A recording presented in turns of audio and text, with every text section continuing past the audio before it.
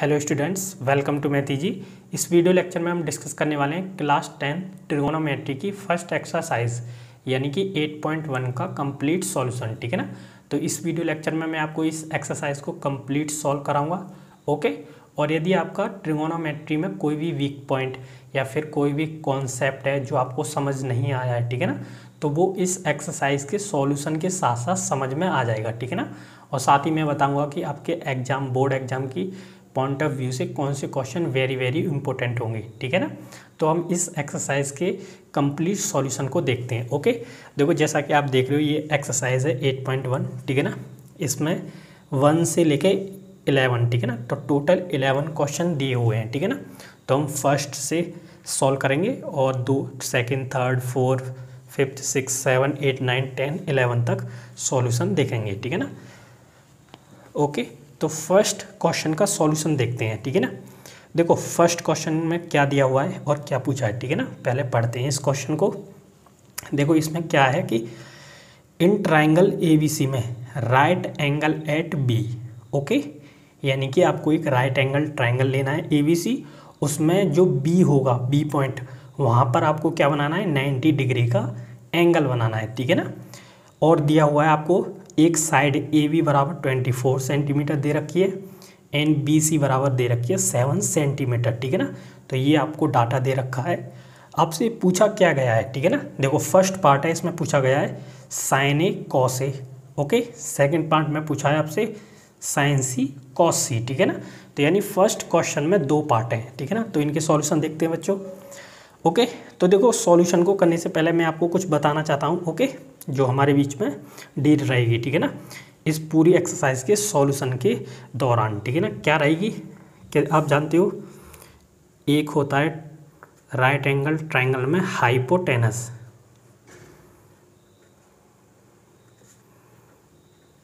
Okay. Hypotenuse होता है बच्चों। एक होता है परपेंडिकुलर। ओके। और एक होता है बच्चों बेस। ठीक है ना। तो जब भी हम ट्रिगोनोमेट्रिक रेशियो निकालते हैं तो इन तीनों चीज़ों का यूज होता है। ठीक है ना। तो मैं क्या करूँगा, हाइपोटेनस को एच लिखूँगा। ओके। परपेंडिकुलर को पी लिखूँगा और बेस को बी लिखूँगा। ठीक है ना।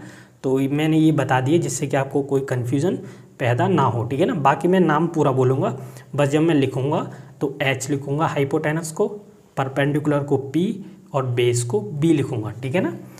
तो ये हमारे बीच डील है। ओके। इस पूरी एक्सरसाइज के लिए। ठीक है ना। तो फर्स्ट क्वेश्चन के फर्स्ट पार्ट का सॉल्यूशन देखते हैं। ठीक है ना। लेकिन जैसा कि आप जानते हो, हमें राइट एंगल ट्राइंगल बनाना पड़ेगा पहले। ठीक है ना। तो उसे बनाते हैं। देखो, बहुत ही ईजी है। आप जानते हो राइट एंगल ट्राइंगल जिसमें एक एंगल 90 डिग्री का होता है। ठीक है ना।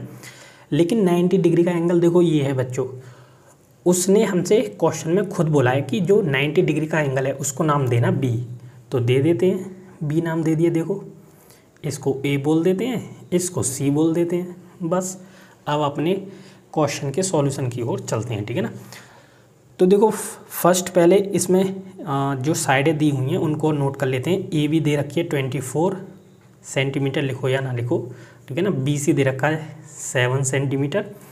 अब आपको ए सी निकालना पड़ेगा। ठीक है ना। क्योंकि जब आप साइन निकालोगे, कॉस निकालोगे, तो आपको हाइपोटेनस की ज़रूरत तो पड़ती है। ये हाइपोटेनस होता है, ये क्या होगा, परपेंडिकुलर, ये होगा बेस इस एंगल सी के लिए। ठीक है ना। तो फर्स्ट हम हाइपोटेनस निकालते हैं। अब ए सी आपको कैसे निकालेंगे, तो एक थ्योरम होती है, पाइथागोरस थ्योरम। ठीक है ना। पाइथागोरस थ्योरम क्या कहती है। ओके। तो पाइथागोरस थ्योरम में आपको बता देता हूँ। पाइथागोरस थ्योरम ये कहती है बच्चों कि ए सी का स्क्वायर, ठीक है ना, इस साइड का स्क्वायर बराबर होता है ए बी का स्क्वायर प्लस बी सी का स्क्वायर। ठीक है ना। यानी कि अगर आप इसका स्क्वायर कर दो इस साइड का, तो वो किसके बराबर होगा, इस साइड के स्क्वायर के प्लस इस साइड के स्क्वायर के। तो हम यहाँ से ए सी निकाल सकते हैं। कैसे निकाल सकते हैं, देखो, ए बी हमें दे रखा है, ए बी का कितना कितनी लेंथ है इसकी 24, तो 24 का स्क्वायर हो जाएगा, BC कितनी है 7, तो 7 का स्क्वायर हो जाएगा। ओके, अब देखो अब क्या होगा, ठीक है ना, इसका 24 का स्क्वायर है, इसका मतलब है कि 24 की 2 टाइम्स मल्टीप्लाई करना, ठीक है ना, तो वो आती है बच्चों 576, ठीक है ना, आप करके देख लेना। 7 का स्क्वायर आता है 49। ओके, ये चल रहा है हमारा AC का स्क्वायर, तो AC का स्क्वायर बराबर होगा, इनको ऐड कर देते हैं, ये आ जाएगा 5, ये 2 आ जाएगा, ये 6 आ जाएगा, ठीक है ना। अब देखो यहाँ पर ये स्क्वायर है, जब आप इधर को पहुँचाओगे इसे तो ये स्क्वायर रूट में पहुँच जाएगा, ठीक है ना, तो स्क्वायर रूट ऑफ 625। ओके, तो 625 का स्क्वायर रूट होता है बच्चों 25, ठीक है ना, तो हमारी AC आ गई 25 सेंटीमीटर। बस हो गया काम हमारा, ये वाली साइड आ गई 25। ओके, तो बाकी के अपने निकालते हैं। देखो फर्स्ट में क्या निकालना था बच्चों में, साइन A और कॉस A। तो साइन A बराबर आप जानते हो क्या होता है, साइन A बराबर होता है बच्चों परपेंडिकुलर, ठीक है ना, अपॉन हाइपोटेनस, ठीक है ना। लेकिन अब आप यहाँ एक बात सुनो, ठीक है ना, वेरी वेरी इंपॉर्टेंट पॉइंट है, इसको नोट कर लेना कि इसमें परपेंडिकुलर कौन सा लेना है और हाइपोटेनस कौन सा लेना है, ठीक है ना, ये डिपेंड करता है हम किस एंगल के लिए ट्रिगोनोमेट्रिक रेशियो की वैल्यू निकाल रहे हैं, ठीक है ना। तो जो एंगल होता है, ठीक है ना, याद रखना, एंगल के सामने वाली जो साइड होती है, ठीक है ना, वो होती है परपेंडिकुलर। ओके, ध्यान रखना कि एंगल के सामने वाली जो साइड होती है वो होती है परपेंडिकुलर। मैं आपसे पूछता हूँ इस एंगल A के लिए परपेंडिकुलर क्या होगा, तो AB नहीं होगा, ठीक है ना, A के सामने वाली जो साइड होगी क्या है BC, तो एंगल A के लिए BC क्या होगा परपेंडिकुलर, ठीक है ना। आपको ये अगर आप ऐसे देख रहे हो तो ये नहीं लग रहा, बेस की तरह लग रहा है, लेकिन जब आप इस एंगल इसको राइट एंगल ट्रायंगल को ऐसे घुमा देना, ठीक है ना, तो देखो ये कैसे कन्वर्ट हो जाएगा, ये इस टाइप से कन्वर्ट हो जाएगा, एंगल ये हमारा यहाँ पहुँच जाएगा। अब तो देखो परपेंडिकुलर हो गया, ठीक है ना। तो एंगल A के लिए अब हम ऐसे तो घुमाते फिरेंगे नहीं बार बार, बस आप ये ध्यान रखना कि जिस एंगल के लिए आप ट्रिगोनोमेट्रिक रेशियो निकालते हो उस एंगल में सामने वाली जो साइड होती है वो उसके लिए परपेंडिकुलर का काम करती है, ठीक है ना। तो साइन A, इस A के लिए निकाल रहे हैं हम साइन, ठीक है ना। तो साइन A वैसे क्या होता है, फॉर्मूला होता है बच्चों परपेंडिकुलर अपॉन हाइपोटेनस, ठीक है ना। तो परपेंडिकुलर इसके लिए हम AB यूज़ नहीं करेंगे, ठीक है ना, BC यूज़ करेंगे। ओके, BC अपॉन हाइपोटेनस आपका सदैव वही रहेगा, कभी चेंज नहीं होगा, आप कोई सा भी एंगल ले लो, ठीक है ना, जो है वही रहेगा, यानी कि AC ही रहेगा। तो BC कितना है बच्चों 7, AC कितना है 25, ठीक है ना। तो यही हमारे साइन A की वैल्यू आ जाती है 7/25, ठीक है ना। तो ये कॉन्सेप्ट आपको समझ आया होगा, ठीक है ना। उसी प्रकार कॉस A देखते हैं, तो कॉस A बराबर होता है बच्चों बेस अपॉन हाइपोटेनस, ठीक है ना। बेस देखो इसमें कौन सा है, मैंने कहा था कि ये तो हो गया इसका परपेंडिकुलर, ठीक है ना, एंगल A के लिए, ये हो गया हाइपोटेनस, तो ये हो गया इसके लिए बेस। देखो यहाँ देखो ये वाला बेस हो जाएगा ना, तो ये AB होगा जब आप इसको ऐसे करके घुमा दोगे, ठीक है ना। तो बेस क्या हो जाएगा इसके लिए बच्चों AB, और हाइपोटेनस वही रहेगा AC। AB कितना है 24, AC कितना है 25, ठीक है ना। तो यही आपका आंसर आ गया, ठीक है ना। तो ये हो गया फर्स्ट पार्ट का सॉल्यूशन, ठीक है ना। अब देखते हैं बच्चों सेकंड पार्ट का सॉल्यूशन, ठीक है ना। ओके, देखो सेकंड पार्ट मैं आपको यहीं बता देता हूँ, ठीक है ना। सेकंड पार्ट में हमें क्या क्या निकालना है बच्चों, देखो साइन C निकालना है और कॉस C। पूछा वही ट्रिगोनोमेट्रिक रेशियो है, लेकिन ध्यान देना एंगल चेंज करती है। अब एंगल क्यों चेंज किए हैं उसने, आपको बताया था मैंने कि अगर जिसको पता होगा कि एंगल के सामने वाली साइड क्या होती है परपेंडिकुलर, वो तो सही निकाल देगा, जिसको नहीं पता होगा वो रॉन्ग कर देगा। वो हमेशा क्या लेके चलेगा, AB को ही परपेंडिकुलर लेके चलेगा और BC को बेस लेके चलेगा, जबकि ऐसा नहीं है, ठीक है ना। अब देखना साइन C के लिए निकालते हैं, साइन C, ठीक है ना। साइन का जो ट्रिगोनोमेट्रिक रेशियो होता है उसकी value always perpendicular upon hypotenuse होती है। अब ये आपको पहचानना है कि आपके राइट एंगल ट्रायंगल में कौन सा परपेंडिकुलर है, कौन सा हाइपोटेनस है। अब ध्यान रखना, साइन सी के लिए निकालना है, तो एंगल सी ये हो गया। तो मैंने क्या कहा था कि सी यानी एंगल के सामने वाली क्या होती है साइड, परपेंडिकुलर। तो अब सी के लिए ए बी क्या होगा, परपेंडिकुलर, और बी सी क्या होगा, बेस होगा, ठीक है ना। तो यानी A B upon B C, ठीक है ना।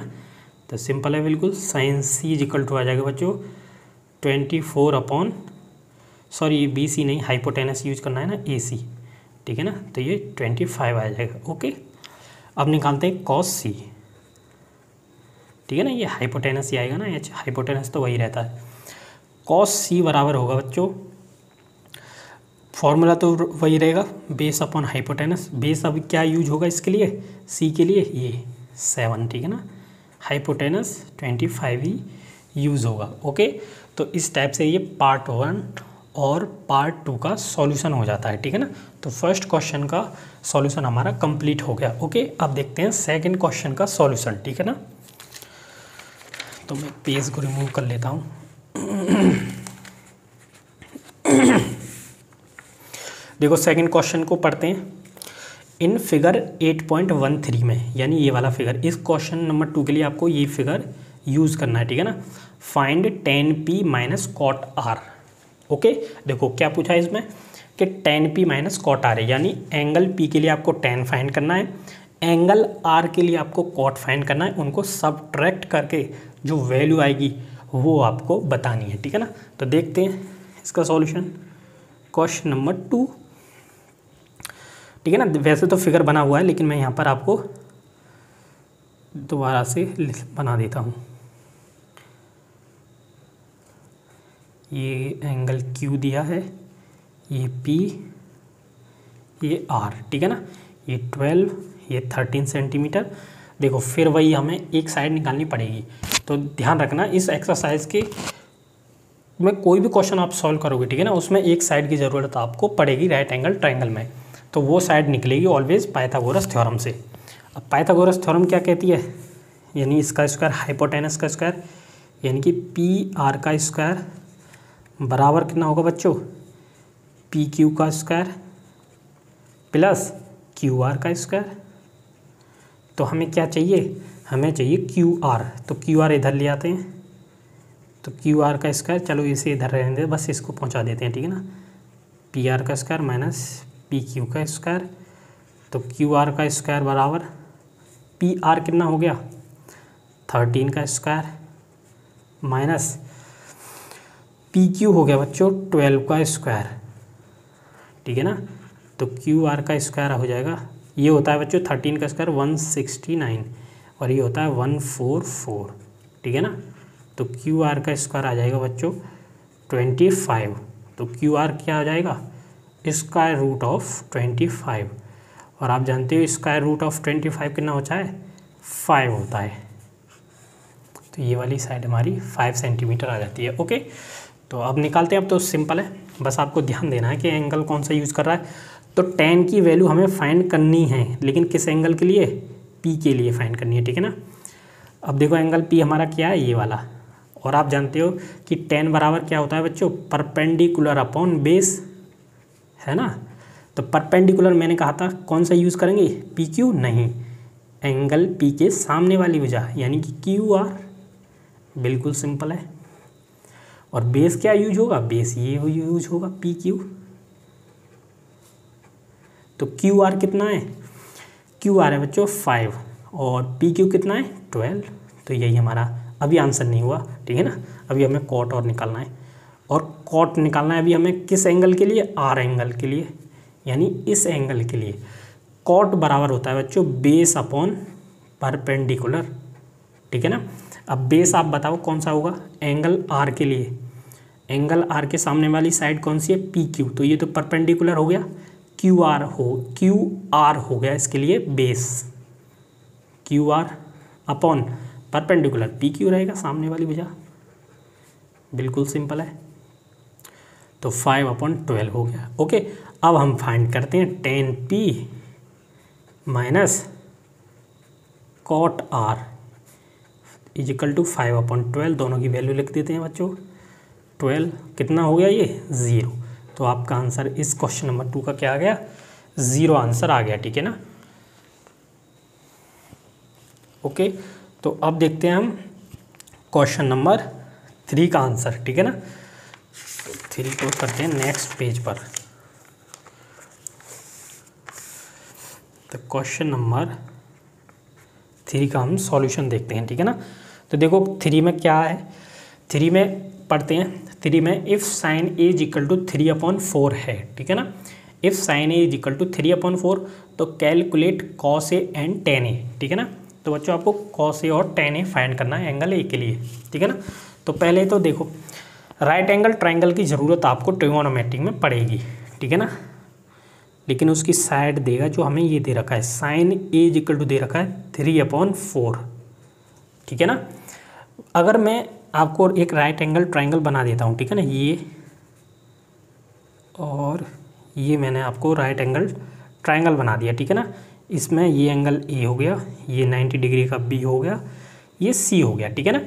अगर मैं इसमें आपसे पूछता हूँ कि sine A is equal to क्या होगा, तो आप क्या बोलोगे, sine A is equal to होगा परपेंडिकुलर अपॉन हाइपोटेनस, यानी कि बी सी अपॉन हाइपोटेनस क्या होगा ए सी, ये बोलोगे ना, यस। तो इसी इसमें राइट एंगल ट्रायंगल में साइन ए क्या होगा बी सी अपॉन ए सी होगा ना। अब देखो जो दिया हुआ है उसे इक्वेशन नंबर 1 और 2 मान लो, दोनों को इक्वल कर दो। देखो तो B C upon A C is equal to कितना आ गया बच्चों 3/4, यानी जो बी सी है वो हमारा क्या रिप्रेजेंट कर रहा है परपेंडिकुलर, और ए सी क्या रिप्रेजेंट कर रहा है बच्चों हाइपोटेनस। तो ये हो गया परपेंडिकुलर, ये हो गया हाइपोटेनस। तो परपेंडिकुलर की लंबाई यहाँ पर कितनी हो जाएगी 3 हो जाएगी, हाइपोटेनस कितना हो गया बच्चों 4 हो गया, ठीक है ना, सिंपल है। ओके, तो इस टाइप से अगर किसी ट्रिगोनोमेट्रिक रेशियो की वैल्यू दी जाती है तो उसका पहले फॉर्मूला लिख लेना क्या होता है। जैसे साइन का फॉर्मूला होता है परपेंडिकुलर अपॉन हाइपोटेनस, तो ये हमें दे रखा है, तो ये कैसे निकाला होगा इन्होंने, परपेंडिकुलर अपॉन हाइपोटेनस ही तो करा होगा। तो परपेंडिकुलर की जगह इन्होंने 3 रखा होगा, हाइपोटेनस की जगह 4 रखा होगा, तभी तो 3/4 आया है। तो परपेंडिकुलर को नाम हमने यहाँ दे दिया, देखो 3, और हाइपोटेनस की वैल्यू हाइपोटेनस की जगह रख दी, बस सिंपल है, ठीक है ना। तो इस टाइप के क्वेश्चन बहुत मिलते हैं एग्जाम में। ओके, इंपॉर्टेंट होता है ये क्वेश्चन। बस वही देखो फिर वही काम करना है कि एक साइड आपको निकालनी है, किसका यूज़ करके बच्चों, पाइथागोरस थ्योरम का यूज़ करके। तो ए सी का स्क्वायर बराबर ए बी का स्क्वायर प्लस बी सी का स्क्वायर। ओके, तो ये 4 का स्क्वायर हो जाएगा, ए बी निकालना है हमें, बी सी कितना है 3 का स्क्वायर, ये 16 हो जाएगा प्लस 9 हो जाएगा ये। तो ए बी का स्क्वायर बराबर कितना हो जाएगा, इसको इधर पहुंचा देते हैं, तो 16 माइनस 9, तो ए बी का स्क्वायर हो जाएगा बच्चों 7। तो ए बी बराबर क्या हो जाएगा स्क्वायर रूट ऑफ 7। ओके, तो देखो ये रख देते हैं स्क्वायर रूट ऑफ 7, ठीक है ना। बस हमारा राइट एंगल ट्रायंगल में तीनों साइड हैं। अब हम कुछ भी निकाल सकते हैं, क्या निकाल सकते हैं, इन्होंने बस पूछा है कॉस ए। तो कॉस बराबर आप जानते हो अच्छी तरह से क्या होता है बेस अपॉन हाइपोटेनस। बेस कितना है स्क्वायर रूट ऑफ 7, हाइपोटेनस कितना है, हाइपोटेनस है हमारा ये ए सी यानी कि 4। तो ये हमारा आंसर आ गया क्वेश्चन नंबर 3 में। कॉस ए की वैल्यू हमारी आ गई स्क्वायर रूट ऑफ 7/4, ठीक है ना। एंगल ए के लिए निकालना है, ये परपेंडिकुलर होगा, ये बेस होगा, और क्या निकालना है tan ए और निकालना है बच्चों। तो tan बराबर आप जानते हो परपेंडिकुलर अपॉन बेस होता है, ठीक है ना। तो परपेंडिकुलर कितना है 3, ओके, एंगल ए के लिए परपेंडिकुलर 3 होगा सामने वाली साइड, और बेस कितना हो जाएगा स्क्वायर रूट ऑफ 7 यानी कि ए बी है। ओके, तो ये हमारा आ गया tan ए, ठीक है ना। यही क्वेश्चन नंबर 3 में पूछा था, ठीक है ना। तो देखो अब चलते हैं हम क्वेश्चन नंबर 4 के सॉल्यूशन पर, ठीक है ना। सेम लाइक 3 की तरह है, तो मैं आपको उसे भी सॉल्व कराता हूँ।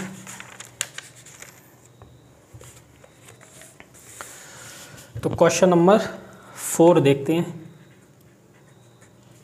देखो क्वेश्चन नंबर 4 में आपको गिवन दैट है 15 cot A = 8। ओके, फिर आपको फाइंड करना है साइन ए एंड सेक ए।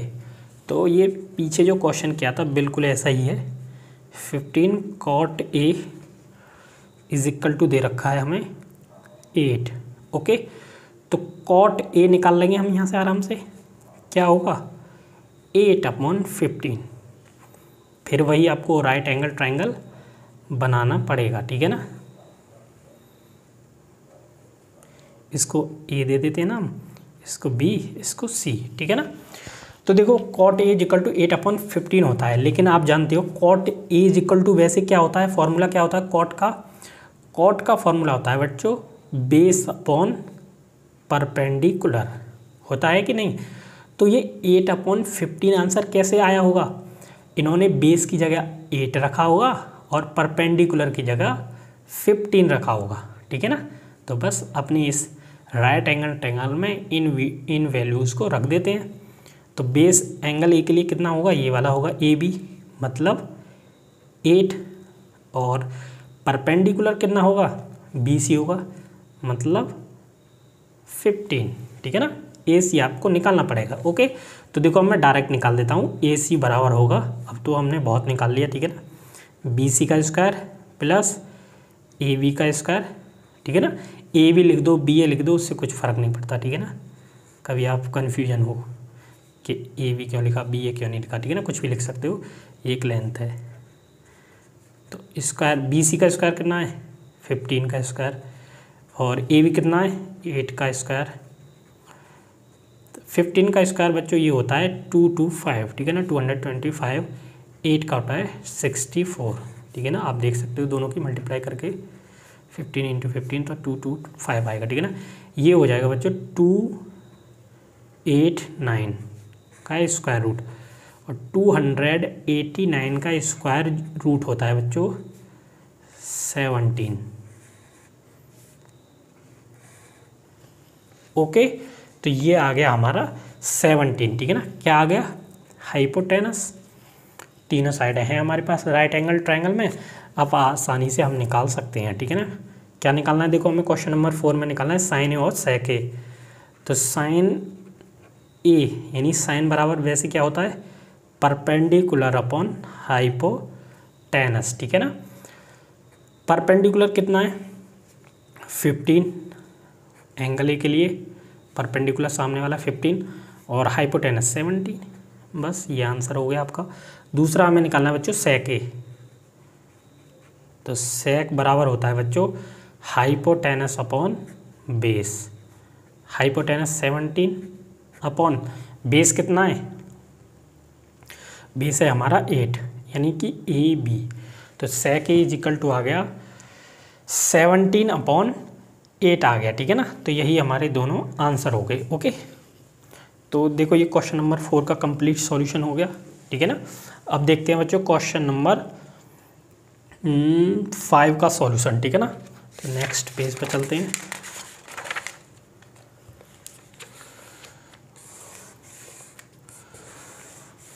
ठीक है ना, तो क्वेश्चन नंबर 5 को देखते हैं, ठीक है ना। सिंपल क्वेश्चन है, बस एक ही कॉन्सेप्ट है सभी का, ठीक है ना। ट्रिगोनोमेट्रिक रेशियो की वैल्यू आप जानते होगे, बस वही पुट करनी होती है।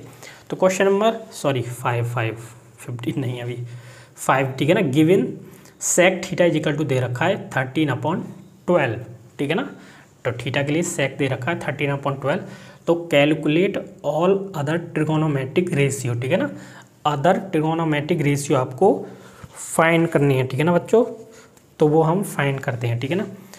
तो देखो वही करना पड़ेगा जो पिछले 2 क्वेश्चनों में करते आए हैं। Sec theta is equal to क्या है 13/12, और वैसे सेक क्या होता है, अगर मैं राइट एंगल ट्रायंगल बना लेता हूँ, इस एंगल को मैं नाम दे देता हूँ थीटा, ये हो गया थीटा, है ना, ABC।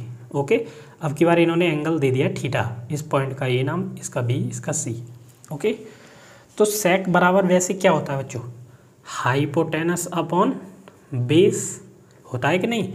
तो यानी कि जब इन्होंने सेक थीटा के लिए हाइपोटेनस अपॉन बेस फॉर्मूला लगाया हुआ, ठीक है ना। तो हाइपोटेनस की जगह इन्होंने क्या रखा होगा 13, थीटा 13 लिखा होगा। बेस की जगह इन्होंने क्या रखा होगा 12 रखा होगा, तभी तो 13/12 आया है। तो बस इस राइट एंगल ट्रायंगल में इन वैल्यूओं को लिख देते हैं जहाँ पर ये जानी है। हाइपोटेनस कितना है 13 और बेस कितना है 12। ओके, अब बी सी निकाल लेते हैं, यानी तो बी सी देखो मैं डायरेक्ट निकालता हूँ। बी सी बराबर होगा स्क्वायर रूट ऑफ ए सी का स्क्वायर माइनस ए बी का स्क्वायर। तो ए सी का स्क्वायर कितना आ जाएगा बच्चों 13 का स्क्वायर और ये स्क्वायर है, ठीक है ना।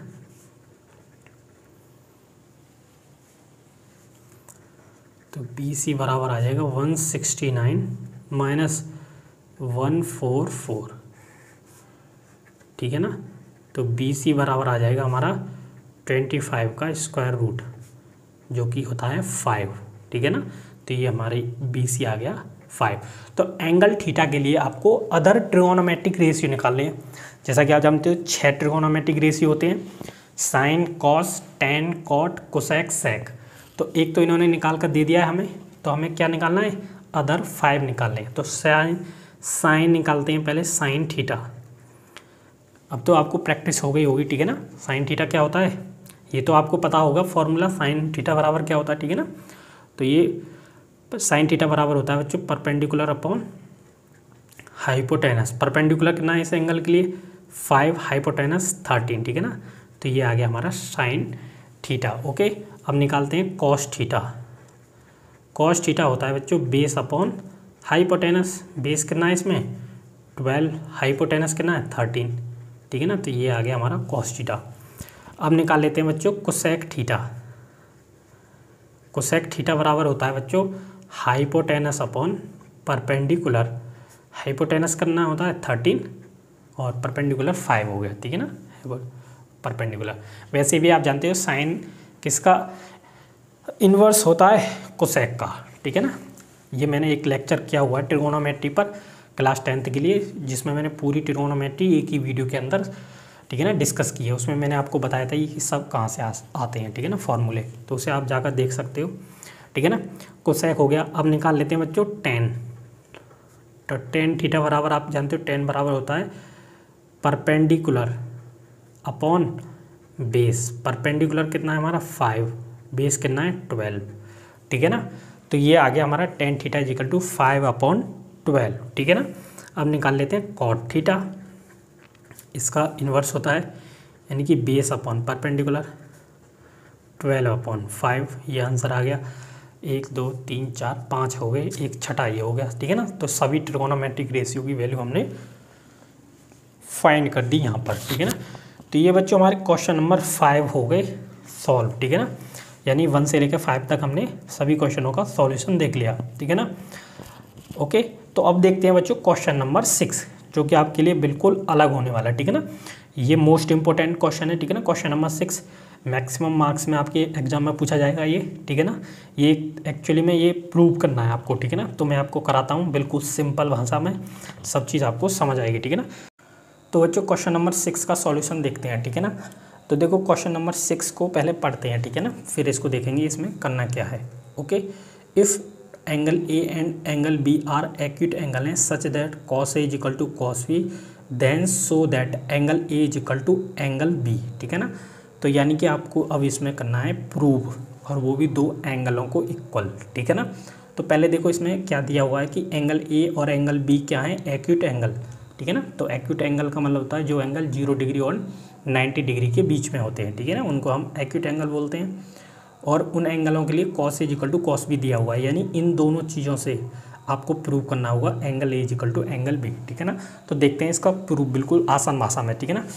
तो इसमें क्या करना है कि आपको दो राइट एंगल ट्रायंगल लेने पड़ेंगे, क्योंकि ट्रिगोनोमेट्री पढ़ रहे हैं हम, और आप जानते हो ट्रिगोनोमेट्री में कोई भी वर्क किससे होता है राइट एंगल ट्रायंगल लेकर, ठीक है ना। तो देखो दो राइट एंगल ट्रायंगल लेता हूँ मैं पहले, फिर मैं बताऊँगा करना क्या है, ठीक है ना। मैं करूँगा क्या और कैसे प्रूव करूँगा, ठीक है ना। तो इसमें देखो एंगल ए ले लेते हैं इसको, ये क्या होगा एक्यूट एंगल,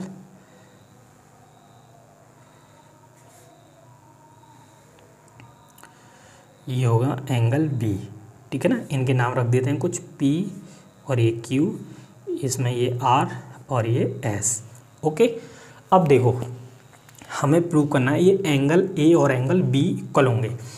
तो मैं आपको ले चलता हूँ 9th क्लास के कॉन्सेप्ट पर। आपने 9th क्लास में ट्राइंगल में पढ़ा होगा कि दो ट्राइंगल कॉन्ग्रुएंट कब होते हैं?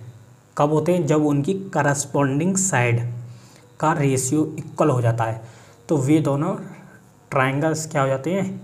कॉन्ग्रुएंट हो जाते हैं। और जब वे दोनों कॉन्ग्रुएंट होते हैं तो उनके करस्पॉन्डिंग एंगल भी इक्वल हो जाते हैं। तो आप समझ गए होंगे कि हमारा मेन वर्क रहेगा कि इन दोनों राइट एंगल ट्राइंगल को कॉन्ग्रुएंट प्रूव करना। जैसे ही हम इन दोनों को कॉन्ग्रुएंट प्रूव कर देंगे तो वो अपने आप इम्प्लाइज कर देगा कि angle A is equal to angle B हो जाएगा, क्योंकि एंगल ए और एंगल बी क्या है? करस्पॉन्डिंग एंगल्स हैं, ठीक है ना। तो देखो सबसे पहले प्रूव करते हैं इन दोनों को कॉन्ग्रुएंट, ठीक है ना। कॉन्ग्रुएंट प्रूव करने के लिए क्या करना पड़ेगा हमें कि इन दोनों की करस्पॉन्डिंग जो साइड है उनका रेशियो इक्वल दिखाना पड़ेगा, ठीक है ना। तो वह हम दिखाते हैं। ओके, देखो कैसे दिखाएंगे। सबसे पहले तो हम क्या करेंगे, जो हमें दिया हुआ है उसका यूज़ करना है, गिवन दैट, क्योंकि उन्होंने किसी वजह से दिया है, जो चीज़ दी हुई है आपको, cos A is equal to cos B दिया हुआ है। इसको मान लेते हैं इक्वेशन नंबर 1, ठीक है ना। तो अगर मैं फर्स्ट देखो, इसको मैं राइट एंगल, ये वाला जो ट्राइंगल है इसको 1 दे देता हूँ नाम, और इसको 2, ठीक है ना। तो फर्स्ट हम राइट एंगल ट्राइंगल 1 में देखते हैं। अगर मैं आपसे कहता हूँ कॉस ए फाइंड करो, मतलब एंगल ए के लिए कॉस फाइंड करो, तो आप जानते हो क्या होता है? कॉस होता है बेस अपॉन हाइपोटेनस, ठीक है ना। तो ये एंगल ए के लिए ये पी क्यू क्या होगा? परपेंडिकुलर, क्यू ए क्या होगा? बेस, ठीक है ना। तो बेस क्या होगा? Q A, hypotenuse P A ही रहेगा।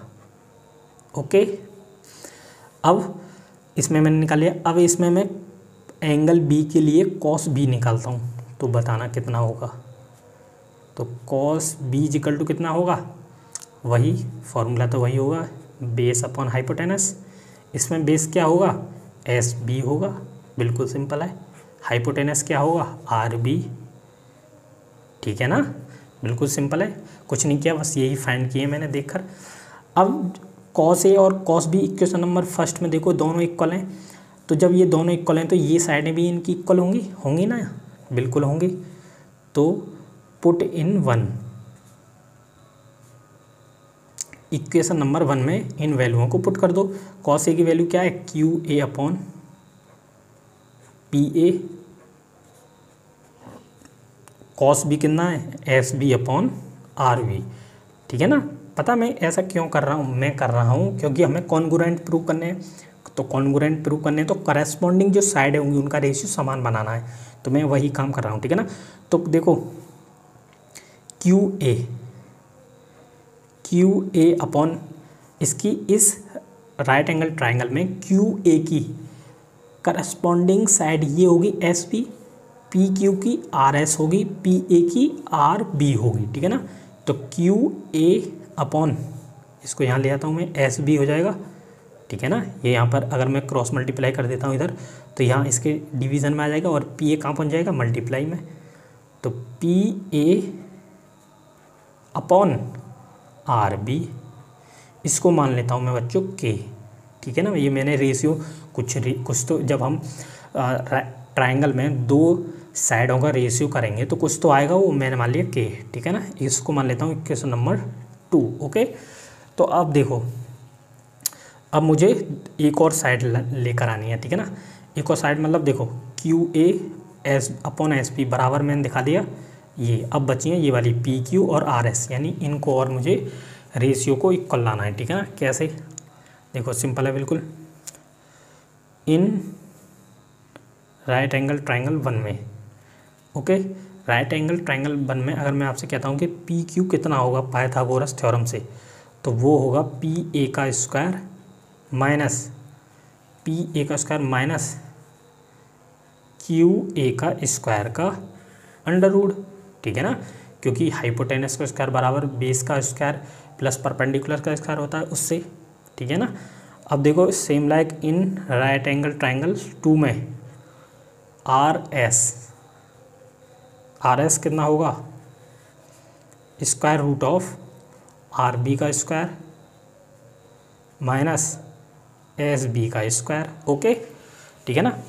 तो देखो अब इस वर्क को करते हैं नेक्स्ट पेज पर, ठीक है ना। देखो यहाँ पर देखो इन दोनों को मैं क्या करता हूँ, आर एस से पी क्यू को डिवाइड करता हूँ, ठीक है ना। इन दोनों का रेशियो फाइंड करता हूँ, कितना आएगा अपॉन आर एस। अगर मैं ये कर देता हूँ, ये वैल्यू कितनी आएगी, ये आएगी square root of P A का स्क्वायर माइनस क्यू ए का square upon square root of R B का स्क्वायर माइनस एस बी का स्क्वायर, ठीक है ना, इज इक्वल टू, देखो यहाँ से देखो पी ए, अगर मैं ये रेशियो इक्वल लेता हूँ के तो पी ए कितना आ जाएगा, के, देखो यहाँ से देखो पी ए अपॉन है आर बी बराबर है के, तो पी ए बराबर कितना आ जाएगा, के इंटू आर बी, ठीक है ना। तो मैं यहाँ पर ये वैल्यू पुट करता हूँ, ठीक है ना। तो Q into K into R B का स्क्वायर माइनस सेम लाइक यहाँ से देखो Q A upon S B बराबर भी क्या है, के है, बराबर के, तो क्यू ए की वैल्यू कितनी आ जाएगी, के इंटू एस बी, ठीक है ना।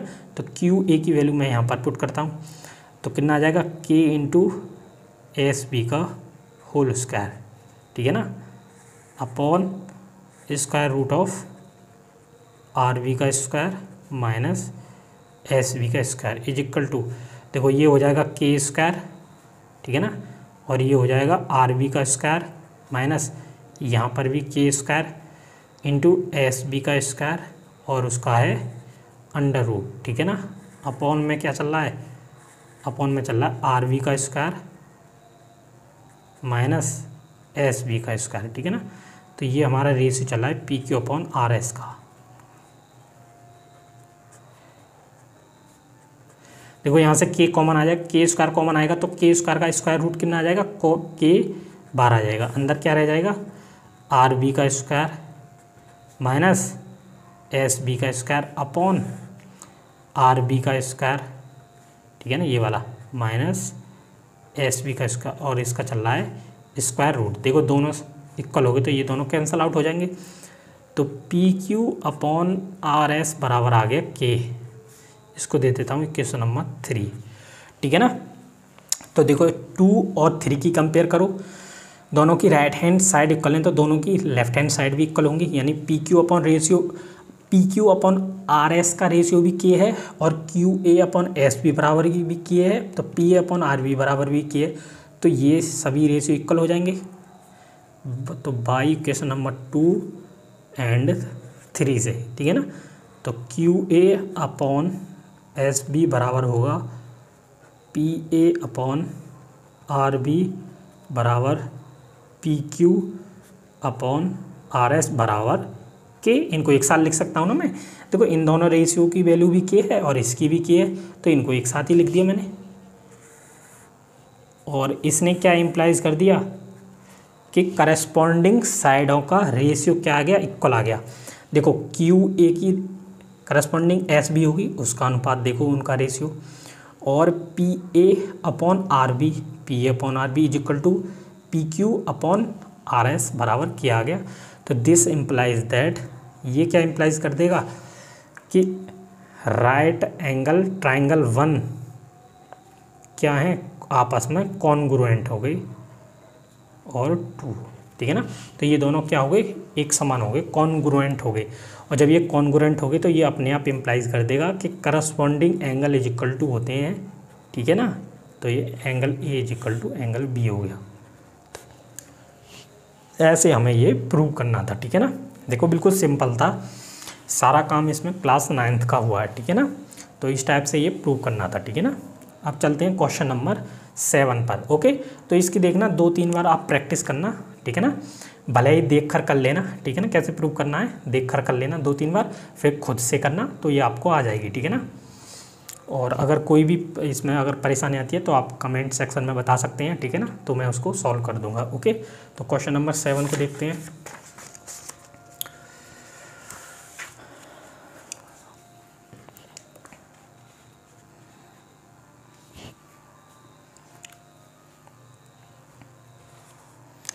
ठीक है ना। तो देखो क्वेश्चन नंबर 7 में क्या दिया हुआ है, इसको सॉल्व करते हैं, ठीक है ना। Question number 7, okay. देखो क्वेश्चन नंबर 7 बिल्कुल अब हो जाएगा ये आपका इजी, यानी जो हमने 5 तक क्वेश्चन सॉल्व किए थे बिल्कुल ऐसा ही, ठीक है ना। इसमें दिया हुआ है cot theta is equal to 7/8, okay. तो आपको फर्स्ट इवेल्यूट करना है इसकी value 1 + sin theta into 1 - sin theta upon 1 + cos theta into 1 - cos theta first part में। अब तक हम क्या प्रूव करते आए थे, देखो इनमें हम अकेले अकेले फाइंड करते आए थे ट्रिगोनोमेट्रिक रेशियो। अब आपको अकेले ही फाइंड करना है, लेकिन यहाँ पर उनकी वैल्यू पुट कर देना तो इस सारे की वैल्यू आ जाएगी, ठीक है ना। तो पहले तो हम राइट एंगल ट्राइंगल बनाते हैं और उसमें इन वैल्यूओं को पुट करते हैं, ओके। ये हो गया हमारा एंगल थीटा, इसको नाम देते हैं पॉइंट को ABC, ठीक है ना। तो मैंने बताया था बेसिकली कॉट थीटा, अगर फॉर्मूला क्या होता है कॉट का, ये होता है बच्चों बेस अपॉन परपेंडिकुलर। तो ये जो रेशियो है कॉट थीटा इक्वल टू 7/8, इन्होंने क्या करा होगा, बेस की जगह 7 रखा होगा, ओके, परपेंडिकुलर की जगह 8 रखा होगा, तभी तो 7/8 आया है। तो हम इन वैल्यूओं को इसमें दिखा देते हैं अपने राइट एंगल ट्राइंगल में। तो बेस कितना है, यानी कि AB इस एंगल के लिए, और ये परपेंडिकुलर है BC, तो कितनी वैल्यू है इसकी 8, ठीक है ना। इसको निकालेंगे हम AC को, ये तो आपको वर्क करना ही पड़ेगा। तो डायरेक्ट मैं लिख देता हूँ AC बराबर होगा स्क्वायर रूट ऑफ AB का स्क्वायर प्लस BC का स्क्वायर, ठीक है ना, इज इक्वल टू AB का स्क्वायर। देखो AB का स्क्वायर यानी 7 का स्क्वायर, 7 का स्क्वायर कितना होगा 49, ओके। BC का स्क्वायर यानी 8 का स्क्वायर, 8 का स्क्वायर कितना होता है 64, ये कितना आ जाएगा 9 × 13 सॉरी 11, ये आ गया स्क्वायर रूट ऑफ 113, ठीक है ना। तो देखो 113 किसी का भी परफेक्ट क्या नहीं होता, स्क्वायर नहीं होता, इसलिए इसका स्क्वायर रूट नहीं मिलेगा, ठीक है ना। तो इसको हम ऐसे ही रहने देते हैं, ठीक है ना। तो ये आ गया स्क्वायर रूट ऑफ 113, ठीक है ना। अब देखो ईजी है बिल्कुल। फर्स्ट पार्ट में हमें क्या फाइंड करना है, 1 + sin theta 1 - sin theta cos theta, यानी कि आपको sin थीटा और cos थीटा दिखाई दे रहे हैं, यानी तो पहले हम sin थीटा और cos थीटा फाइंड कर लेते हैं, फिर यहाँ पर वैल्यू पुट कर देंगे तो इसकी सारी की वैल्यू आ जाएगी, ठीक है ना। तो sin थीटा बराबर, sin बराबर क्या होता है परपेंडिकुलर अपॉन हाइपोटेनस, परपेंडिकुलर क्या होगा 8, हाइपोटेनस तो आप जानती हो 3, ठीक है ना। और cos थीटा बराबर होगा, cos थीटा बराबर होता है बेस अपॉन हाइपोटेनस, बेस क्या है इसमें 7 upon square root of 113, okay. अब देखो इसकी वैल्यू फाइंड करते हैं, इजी है बिल्कुल। 1 + sin थीटा, ठीक है ना, into 1 - sin theta upon 1 + cos theta into 1 - cos theta, ठीक है ना। इसकी वैल्यू फाइंड करते हैं बस। अब क्या करना है आपको, बिल्कुल इजी वर्क है, बस वैल्यू में पुट करना है, ठीक है ना। तो 1 प्लस यहाँ पर देखो sin थीटा कितना है 8 अपॉन स्क्वायर रूट ऑफ 113, तो ये वैल्यू रख देते हैं, ठीक है ना। ध्यान से देखना, सिंपल है बिल्कुल। 1 - sin थीटा की दोबारा से वैल्यू रख देते हैं, ओके। cos थीटा की वैल्यू रख देते हैं यहाँ पर, cos थीटा कितना 7 upon square root of 113 into 1 - 7 upon square root of 113, ठीक है ना। इसको बस जस्ट आपको सॉल्व करना है, ठीक है ना। देखो एलसीएम लेना पड़ेगा हमें, 1 के नीचे कुछ नहीं है, तो जिसके नीचे कुछ नहीं होता उसके नीचे 1 होता है, सभी के नहीं यहाँ 1 होगा, ओके, ये तो क्लियर है। तो यहाँ पर कितना आएगा एलसीएम, एलसीएम में आएगा स्क्वायर रूट ऑफ 113, तो क्रॉस मल्टीप्लाई कर देते हैं, तो ऊपर आ जाएगा स्क्वायर रूट ऑफ 113 प्लस 8, एक ब्रैकेट सॉल्व हो गया। अब इसको सॉल्व करते हैं, यहाँ भी कितना आ जाएगा एलसीएम 113, ओके। देखो क्रॉस मल्टीप्लाई कर देते हैं, 113 माइनस 8 अपॉन में नीचे भी देखो एलसीएम इतना ही आएगा 100, ये 13, ठीक है ना। क्रॉस मल्टीप्लाई कर देते हैं +7, ठीक है ना। यहाँ भी इतना ही एलसीएम आएगा, क्रॉस मल्टीप्लाई कर दो, ठीक है ना। अब देखो इसको सॉल्व करते हैं थोड़ा सा, ठीक है ना, ठीक है ना। नेक्स्ट पेज पर करता हूँ मैं इससे सॉल्व।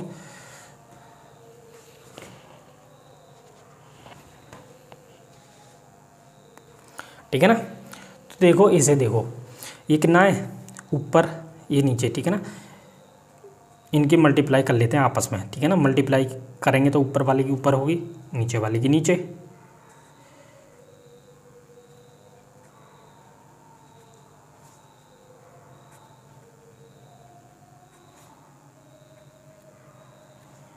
ओके, इनके नीचे देखो स्क्वायर रूट की इसमें मल्टीप्लाई होगी तो ये कितना आ जाएगा 113, ठीक है ना।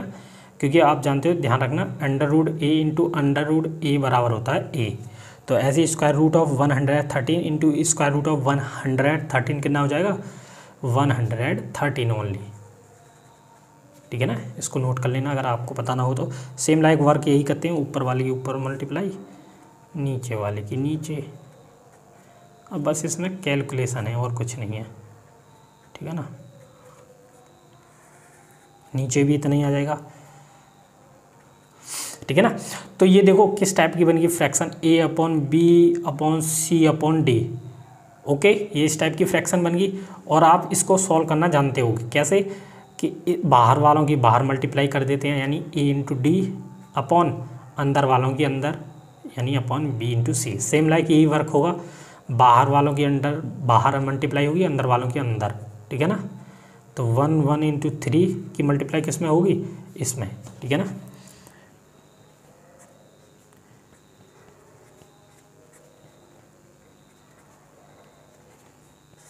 और ये अंदर वालों के अंदर, बाहर वालों के बाहर।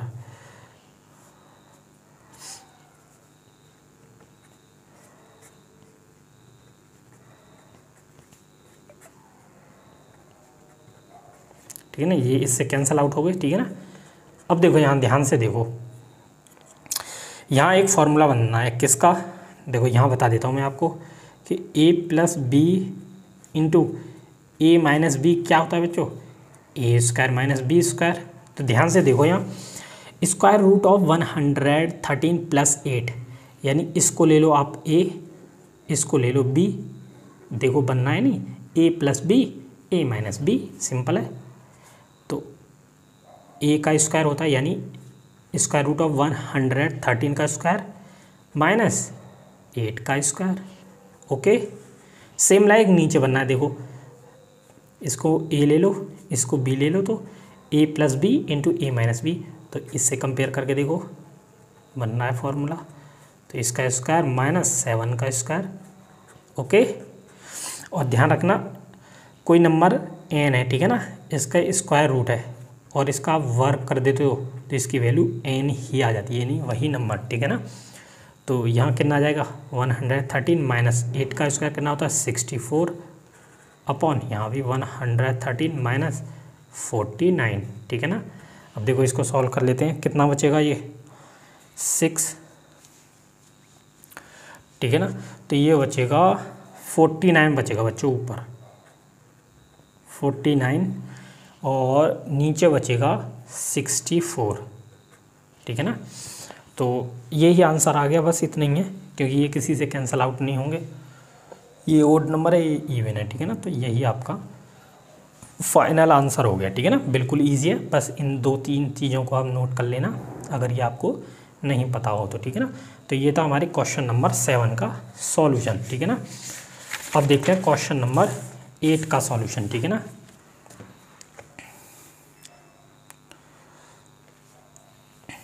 क्वेश्चन नंबर 8 का सॉल्यूशन, ठीक है ना। तो देखो क्वेश्चन नंबर 8 को पहले क्या करते हैं, पढ़ते हैं। क्वेश्चन नंबर 8 भी सेम लाइक ऐसा ही है, ठीक है ना।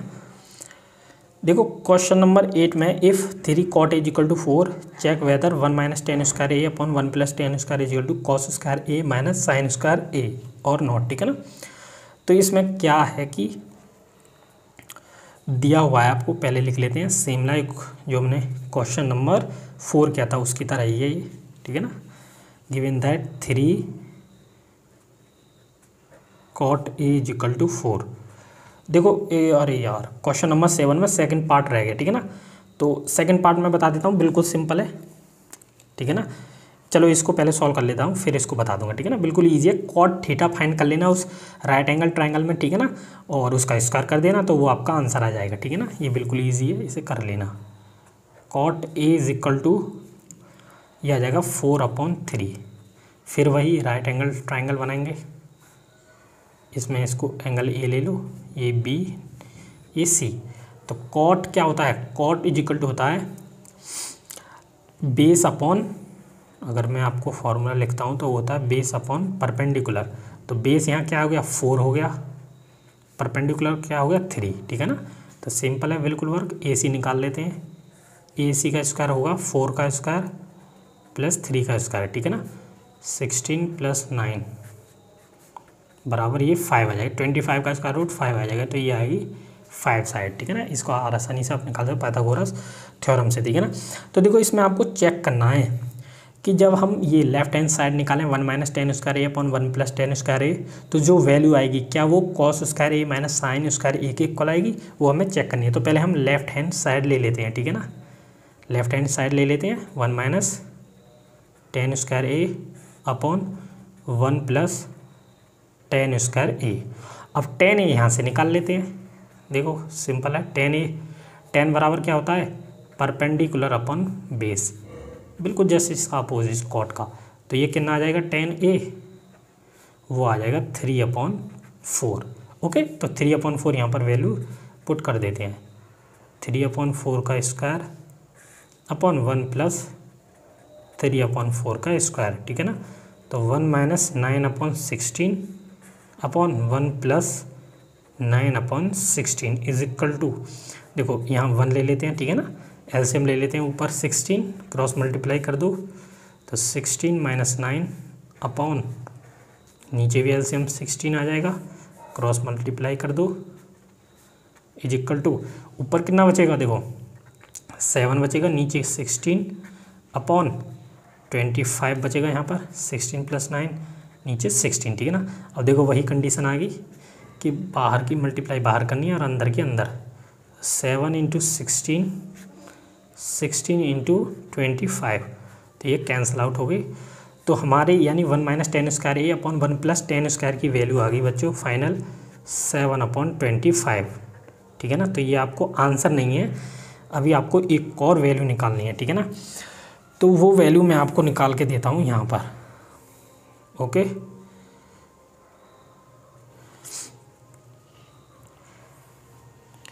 ठीक है ना, देखो ये और चेक करना है आपको, अब ये देखना है कि ये इतना आता है या नहीं, नहीं आता है तो सही है, आ जाता है तब भी ठीक है। देखो डायरेक्ट, अब डायरेक्ट वैल्यू लिख लेते हैं, ठीक है ना। cos ए बराबर क्या होगा, cos बराबर होता है, cos बराबर होता है ये अपना 4/5, तो 4/5 का स्क्वायर करना है आपको, ठीक है ना। और साइन तो आप जानती है, साइन क्या होता है 3/5, इसका स्क्वायर 16/25 माइनस 9/25, एलसीएम ले लेते हैं 25, 16 - 9, ठीक है ना, इज इक्वल टू ये आ गया 7/25।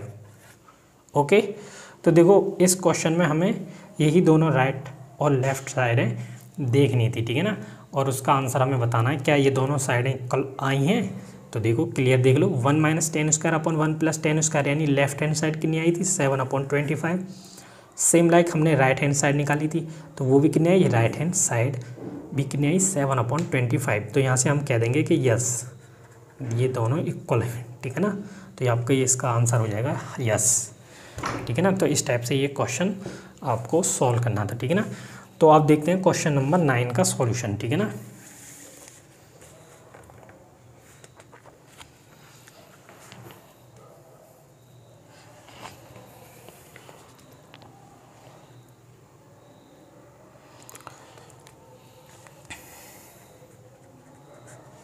ठीक है ना। देखो क्वेश्चन नंबर 9 में क्या है, इसे पढ़ते पहले। इन ट्राइंगल ABC में right angle at B, okay, if tan is equal to 1/√3 find the value of sine into cos C plus, ये हमें वैल्यू फाइंड करनी है, ठीक है ना। तो पहले तो इनको सॉल्व करने से पहले अपना राइट एंगल ट्राइंगल बनाते हैं और उसमें तीनों साइड हैं, देखते हैं क्या क्या निकलती हैं, तभी तो फाइंड कर सकते हैं हम कोई भी ट्रिगोनोमेट्रिक रेशियो किसी भी एंगल के लिए। तो ये आपको राइट एंगल ट्राइंगल ABC तो लेना है, लेकिन उसमें राइट एंगल लेना है आपको B पर, ये उसने मेंशन किया है बस, ठीक है ना। अब हमें दिया हुआ है, इफ़ दिया हुआ है ना tan इज इक्वल टू 1/√3, ठीक है ना। तो आप जानते हो tan, अगर मैं वैसे निकालता हूँ फॉर्मूला क्या होता है tan का, परपेंडिकुलर अपॉन बेस। तो इसका मतलब ये क्या है कि इन्होंने परपेंडिकुलर की जगह 1 रखा है, बेस की जगह √3, तभी तो ये 1/√3 आया है। तो परपेंडिकुलर कितना हो जाएगा एंगल A के लिए 1 और बेस हो जाएगा √3, ठीक है ना। AC हमें फाइंड करना ही पड़ेगा। तो AC में डायरेक्ट लिख देता हूँ, ये बराबर होगा AB का स्क्वायर प्लस BC का square is equal to, AB का स्क्वायर कितना होगा 3 का स्क्वायर प्लस 1 का स्क्वायर, इसका स्क्वायर रूट। और मैंने बताया था स्क्वायर A का स्क्वायर रूट का स्क्वायर कितना होता है, खुद वही नंबर यानी 3 + 1, तो AC इज इक्वल टू आ जाएगा 4 का स्क्वायर रूट यानी कि 2। तो AC हमारा कितना आ गया 2 आ गया। ओके अब देखते हैं फर्स्ट पार्ट का सॉल्यूशन। कुछ नहीं, आपको ट्रिगोनोमेट्रिक रेशियो फाइंड करने और यहाँ पर वैल्यू पुट करके बतानी है कितनी वो आएगी, ठीक है ना।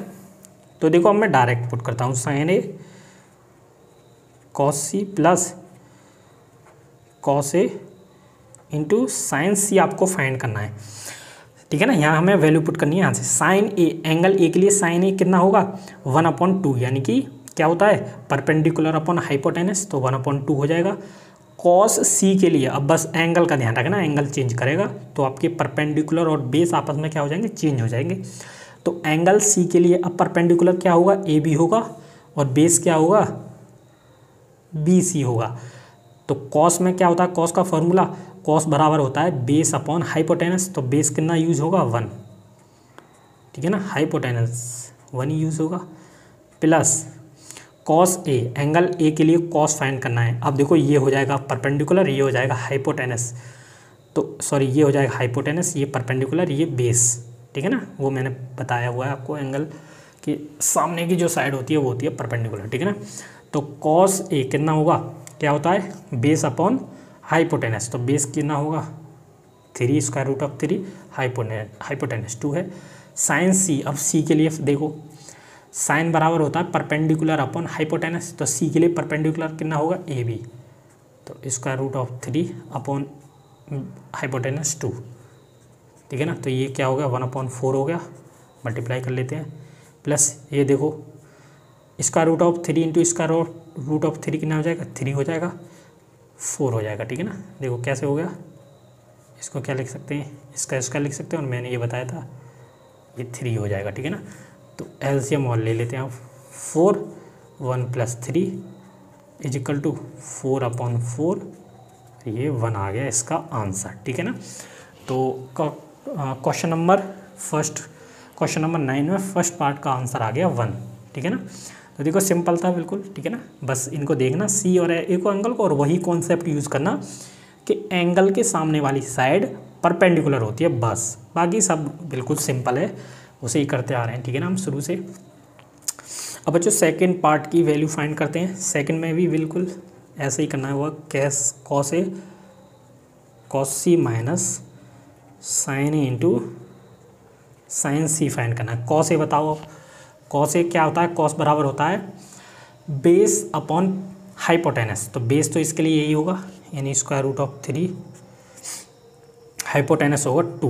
cos C कितना होगा, cos C अभी फाइंड किया तो देखो 1/2 हो जाएगा, देख लेना। साइन A कितना था 1/2, वही चीज़ें हैं बस आगे पीछे कर दी हैं बच्चों इसमें। साइन C √3/2, देखो 3/4 माइनस स्क्वायर रूट ऑफ 3/4, दोनों एक जैसे हो गए, तो ये कितना आ गया 0 आंसर। तो इसका आंसर आ गया 0, ठीक है ना। कोई नई चीज़ नहीं करनी है, बस इन्होंने कुछ वैल्यूओं को आगे पीछे कर दिया, बाकी तो सब वैल्यू वही पुट करनी है राइट एंगल ट्रायंगल से। तो ये आपके क्वेश्चन नंबर 9 का सॉल्यूशन होता है, ठीक है ना। तो अब देखते हैं क्वेश्चन नंबर 10 का सॉल्यूशन, ठीक है ना। बढ़िया रहेगा क्वेश्चन नंबर 10 भी।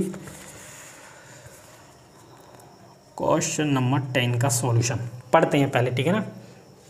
देखो क्या है इसमें इन ट्रायंगल PQR में राइट एंगल एट Q, यानी आपको PQR राइट एंगल ट्रायंगल में Q को क्या लेना है 90 डिग्री का। सिंपल है। यदि PR plus QR is equal to 25 centimetre, okay, and PQ is equal to 5 centimetre, determine the value of sine P, cos P and tan P। सबसे पहले तो वही काम, क्या काम, कि राइट एंगल ट्रायंगल आपको बनाना ही पड़ेगा बाबूजी, ठीक है ना। PQ नाम दे देते हैं, इसका नामकरण कर देते हैं। राइट एंगल एट, ये 90 डिग्री का है तो इसका नाम हो जाएगा Q, इसको कह देते हैं P और इसको कह देते हैं R। लेकिन PQ देखो कितना है, PQ दे रखा है 5 सेंटीमीटर। अब देखो यहाँ ध्यान से, इन्होंने हमें इंडिविजुअल यानी QR या फिर PR नहीं दिया, इन्होंने हमें दिया हुआ है सम, यानी कि PR डिस्टेंस लें प्लस QR या फिर RQ, एक ही बात होती है, ठीक है ना। PR लें प्लस QR या फिर RQ, ठीक है ना, दोनों एक ही बात है। तो PR प्लस RQ लें तो वो कितना होना चाहिए 25 सेंटीमीटर, यानी कि आपको ऐसी ये दोनों साइडें लेनी है जिनको हम ऐड करें इन दोनों साइडों की लेंथ को, तो वो कितना आना चाहिए बच्चों 25 सेंटीमीटर वो आना चाहिए। तो एक तो आप ये, अब देखो 25 तो बहुत सारे नंबर हैं जिनका हम ऐड करके इतना आ जाएगा, 25 आ जाएगा। कैसे, एक 10 हो गया, एक 15 हो गया, एक 12 हो गया, एक 13 हो गया, एक 20 हो गया, एक 5 हो गया। ऐसे तो बहुत सारे नंबर है, कौन सा लेना है, तो ये तो बड़ा कन्फ्यूज़न है। तो कन्फ्यूज़न नहीं करना, आपको अपनी तरफ से कुछ मानना है, ठीक है ना। कैसे मानना है, तो हम क्या करेंगे इसमें मानने के लिए, ये करेंगे कि हम इसमें PR जो होगा इसको बच्चों मान लेते हैं L, ठीक है ना। तो ये कितनी हो जाएगी 25 माइनस L हो जाएगी। क्यों हो जाएगी, देखो PR प्लस QR कितना दे रखा है 25, मैंने मान लिया लेट कि PR हमारा L सेंटीमीटर था, ठीक है ना। तो यहाँ मैं वैल्यू पुट कर देता हूँ, L plus QR is equal to 25, तो QR इज इक्वल टू कितना आ जाएगा 25 माइनस L, तो वही तो मैंने पुट करा है। अब इस L की वैल्यू हम फाइंड करेंगे तो हमारी ये दोनों साइडें मिल जाएंगी हमें। कैसे फाइंड करेंगे, एक ही हेल्प करता है, ध्यान रखना। राइट एंगल ट्रायंगल यानी ट्रिगोनोमेट्री में जब भी साइड की ज़रूरत हो तो एक ही बंदा आपकी हेल्प करेगा, वो करेंगे श्रीमान पाइथागोरस, ठीक है ना। तो पाइथागोरस थ्योरम को लगाते हैं।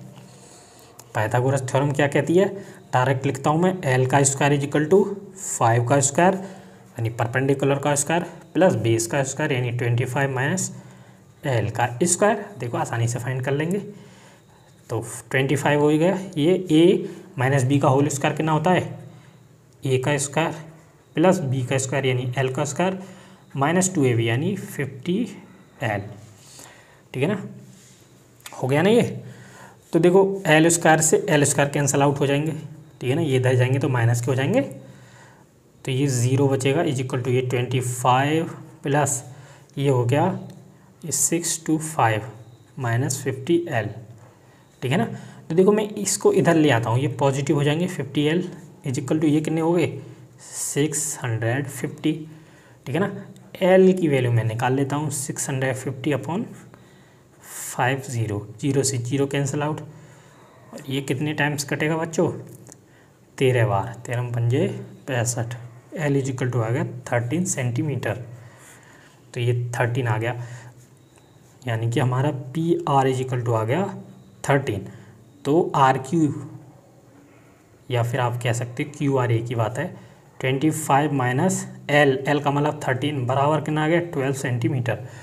तो अब मैं इसको लिख देता हूँ यहाँ पर कट करके 12 सेंटीमीटर, इसको इक्वल लिख देता हूँ 30। ओके, देखो ये वाले 2 नंबर थे हमारे जिनका सम कितना आना चाहिए 25, तो 13 + 12 कितना आ गया 25, यानी हमारे नंबर सही निकले हुए हैं। ठीक है ना, तो इस टाइप से आपको ये पाइथागोरस थ्योरम से ये साइडें निकालनी थी। ठीक है ना, अब चलते हैं अपने क्वेश्चन की ओर। बिल्कुल सिंपल वर्क रह गया, बस यही था थोड़ा सा समझने के लिए। ठीक है ना, तो एक बात ध्यान रखना कि जब भी ट्रिगोनोमेट्री में हम कोई भी राइट एंगल ट्रायंगल में साइड की ज़रूरत पड़ती है तो आपकी केवल हेल्प करेगा पाइथागोरस थ्योरम। ठीक है ना, उसको यूज़ करना, आपकी सारी समस्याएं दूर हो जाएंगी। ओके, तो अब देखो फाइन करते हैं साइन पी। अब तो बिल्कुल सिंपल है, साइन पी तो आप धड़ल्ले से बता दोगे। साइन बराबर क्या होता है, अब तो यार मैं परपेंडिकुलर अपॉन हाइपोटेनस। परपेंडिकुलर कितना है 5, सॉरी परपेंडिकुलर 5 नहीं, एंगल पी के लिए 5 करना है, एंगल पी के लिए फाइन करना है। तो परपेंडिकुलर क्या होगा आर क्यू, तो आर क्यू कितना है 12 अपॉन हाइपोटेनस 13। ठीक है ना, तो ये आंसर आ गया। ठीक है ना, 12 अपॉन 13 आ गया। ओके, सेम लाइक हमें फाइन करना है कॉस पी। कॉस बराबर क्या होता है, वैसे तो फॉर्मूला क्या होता है बेस अपॉन हाइपोटेनस, लेकिन एंगल पी के लिए बेस कितना होगा पी क्यू, यानी कि 5 अपॉन 13, ये तो सेम रहता ही है। ठीक है ना, तीसरा हमें फाइंड करना है tan p। तो tan बराबर क्या होता है परपेंडिकुलर अपॉन बेस, तो एंगल p के लिए tan कितना रहेगा, tan में परपेंडिकुलर कितना रहेगा ये आर क्यू, यानी कि 12 अपॉन बेस कितना रहेगा 5। ठीक है ना, देखो इस वजह से प्रॉब्लम आ रही है, आप इसको p नाम दे देते तो कोई प्रॉब्लम नहीं होती, फिर आपको जैसा दिख रहा है वैसा ही दिखता। ठीक है ना, जैसा आप चाहते हो कि ये परपेंडिकुलर ये बेस, तो इसको p नाम दे देना, कोई नहीं, ये तो मैंने जस्ट दे दिया। बस आपको इसको 90 डिग्री को क्यों देना, बाकी आंसर सेम आएगा। ठीक है ना, आपको कॉन्सेप्ट वो पता ही है। ठीक है ना, अगर वो और कुछ पूछता है एंगल चेंज करके तो वो तो फिर भी आपको वो कॉन्सेप्ट पता होनी चाहिए था। अगर मैं इसको p नाम दे देता, इसको r, अगर वो पूछ लेता आपसे एंगल r के लिए कोई भी ट्रिगोनोमेट्रिक रेशियो, तो फिर भी आपको वही कॉन्सेप्ट कि एंगल के सामने वाली साइड क्या होती है परपेंडिकुलर, बस। ठीक है ना, तो वो हमें आता है, तो कोई प्रॉब्लम नहीं है निकालने के लिए। ठीक है ना, तो ये क्वेश्चन नंबर 10 का सॉल्यूशन हो जाता है। ओके, यस, हमने 10 क्वेश्चन सॉल्व कर लिए। ठीक है ना, अब सॉल्व करते हैं 11th क्वेश्चन। ठीक है ना, इसमें देखो ट्रू एंड फॉल्स की तरह है। ओके, पर मैं रीज़न भी बताऊंगा कौन सा ट्रू क्यों होगा और कौन सा फॉल्स क्यों होगा। ठीक है ना, तो देखो 11th में फर्स्ट पार्ट को देखते हैं। फर्स्ट पार्ट में क्या दिया हुआ है, पहले इसको पढ़ लो। ठीक है ना, state whether the following are true और फॉल्स, जस्टिफाई योर आंसर। ठीक है ना, ट्रू और फॉल्स देखना है। The value of tan a is always less than 1।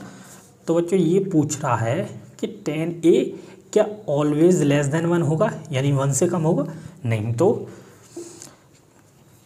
अब देखो आपने पढ़ा नहीं है, आगे एक्सरसाइज में आएगा।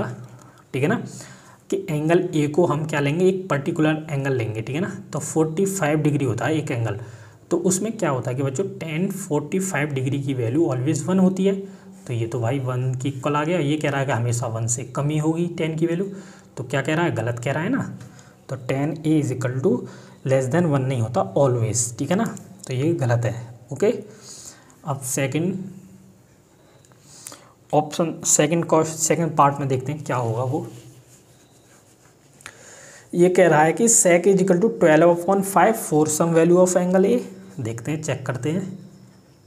12/5, पहले तो मुझे बताओ sec बराबर होता कितना है, हाइपोटेनस अपॉन बेस होता है। अगर मैं राइट एंगल ट्रायंगल बनाता हूँ, इस एंगल को मैं क्या लेता हूँ, ए लेता हूँ, बी सी कह देता हूँ। तो इसमें हाइपोटेनस कितना होगा 12 होगा, बेस कितना होगा 5, बेस ये होगा। ठीक है ना, 5 होगा। तो यही पूछ रहा है कि 12/5 हो सकता है, तो बिल्कुल सही बात है, बिल्कुल सत्य वचन है, हो जाएगा। ठीक है ना, number 3, cos is the abbreviation use for the cosecant of angle ए। तो आपको इसमें 3 में बताना है कि cos is the abbreviation used for the cosecant of angle ए, तो ये वाला हो जाएगा रॉन्ग। ठीक है ना, ये गलत हो जाएगा, बिल्कुल सिंपल है। ओके, अब देखते हैं क्वेश्चन नंबर 4 का सॉल्यूशन। ठीक है ना, उसको देखते हैं। Cot is the product of cot and A. भाई ये आपसे बोल रहा है कि अगर मैं ये कॉट ए लिख देता हूँ तो क्या ये कॉट इनटू ए का प्रोडक्ट है, क्या ये इक्वल होगा ऐसे कॉट ए के? बिल्कुल नहीं, ये गलत होता है। तो ध्यान रखना, अगर ये साइन थीटा लिखा हुआ है तो इसका मतलब ये बिल्कुल नहीं है कि साइन इंटू थीटा है ये, ठीक है ना। ये रिप्रेजेंट कर रहा है कि थीटा के लिए साइन कितना होगा, इसका मतलब ये है। सेम लाइक यहाँ पर ये रिप्रेजेंट कर रहा है कि एंगल ए के लिए कॉट कितना होगा, ठीक है ना। तो ये प्रोडक्ट किसी भी ट्रिगोनोमेट्रिक रेशियो के लिए इक्वल नहीं होती है, ठीक है ना। ध्यान रखना, कॉट के लिए पूछ रहा है, इसका मतलब ये नहीं कि अदर के लिए सही हो जाएगी, टेन के लिए भी सही नहीं होगी, ठीक है ना। इसका मतलब ये होता है कि एंगल ए के लिए हमारा ट्रिगोनोमेट्रिक रेशियो टेन कितना है, ये मल्टीप्लाई नहीं होती है, ठीक है ना। नंबर वी, देखो ये बड़ा इंटरेस्टिंग है, यहाँ से आपको वेरी वेरी इंपॉर्टेंट एक नॉलेज मिलेगी, 4/3। अब मुझे पहले बताओ साइन बराबर एक्चुअली में क्या होता है? Perpendicular upon hypotenuse. तो भाई साहब नाम दे देते हैं, इसके अकॉर्डिंग दे रहा हूँ मैं। सपोज ये एंगल थीटा है हमारा, ये बी दे दो, ये सी दे दो नाम इसको, ठीक है। नाम दे दे। परपेंडिकुलर कितना होगा इसके लिए? ये होगा 4, हाइपोटेनस के लिए कितना होगा? 3। अब देखो एक कहानी सुनो, ठीक है ना। राइट एंगल, ध्यान रखना, राइट एंगल ट्रायंगल में ऑलवेज हाइपोटेनस ग्रेटर होता है किससे? बेस से। और किससे ग्रेटर होता है? परपेंडिकुलर से भी, ठीक है ना। यानी कि अब अगर आप राइट एंगल ट्रायंगल देखते हो तो उसमें ऑलवेज हाइपोटेनस जो आता है ये ग्रेटर आता है, इनसे बड़ा ही होता है दोनों से, ठीक है ना। लेकिन इसके अकॉर्डिंग इस रेशियो जो दिया हुआ है 4/3, इसके अकॉर्डिंग तो ये 3 आ रहा है, क्योंकि हमारे यहाँ पर क्या शो कर रहा है कि 3 लेस देन हो गया 4 से। तो क्या ये पॉसिबल है कि हाइपोटेनस परपेंडिकुलर से लेस देन हो जाएगा? नहीं। तो दिस वाइज ये वाला स्टेटमेंट क्या हो गया? रॉन्ग हो गया, ठीक है ना। तो ये आप नोट कर लेना। अब देखना कि इसका ये जो हाइपोटेनस है हमेशा ये बड़ा होता है किससे? बेस से भी बड़ा होगा, इसकी जो लेंथ होगी बेस की उससे भी, और जो परपेंडिकुलर होगी उससे भी ग्रेटर होगा, ठीक है ना। तो ये इसलिए गलत था, ठीक है ना। तो भाई साहब हमने ये एक्सरसाइज 8.1 बिल्कुल कंप्लीट सॉल्व कर लिया है, ठीक है ना। और इसके बाद भी अगर आपकी कोई इंक्वायरी हो, कोई क्वेश्चन हो तो कमेंट सेक्शन में आप आसानी से पूछ सकते हो, ठीक है ना, वो मैं आपको बता दूंगा। ओके, तो अब नेक्स्ट वीडियो में देखेंगे नेक्स्ट एक्सरसाइज का कंप्लीट सॉल्यूशन, ठीक है ना। तो आई होप आपको ये समझ में आया होगा, ठीक है ना। तो अगर अच्छा लगा हो तो लाइक कर दीजिएगा वीडियो को और चैनल सब्सक्राइब कर लीजिएगा, ठीक है ना। तो थैंक्स फॉर वॉचिंग।